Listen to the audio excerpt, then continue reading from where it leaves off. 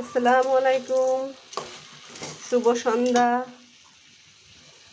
রান্না করছি ঝাল ঝাল স্পাইসি নুডলস। কে কে খেতে পছন্দ করেন চলে আসেন।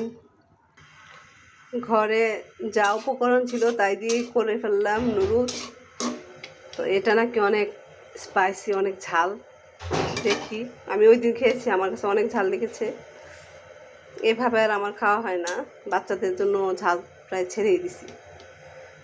দেখে আজকে আবার মরিচও দিয়েছি। আমার মনে হচ্ছিল আলু দেওয়ার পরে ঝালটা কিছুটা কমে যাবে, যার কারণে আমি আলু দিলাম। নুডলসের জন্য শসা কেটে রাখলাম। তো নুডলস স্পাইসি ঝাল ঝাল নুডলস।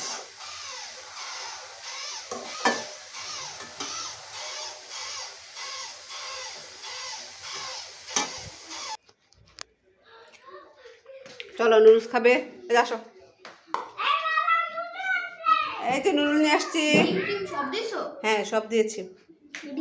ঠিক আছে, এখন আমরা খাওয়া শুরু করি, পরে আবার চা খাবো।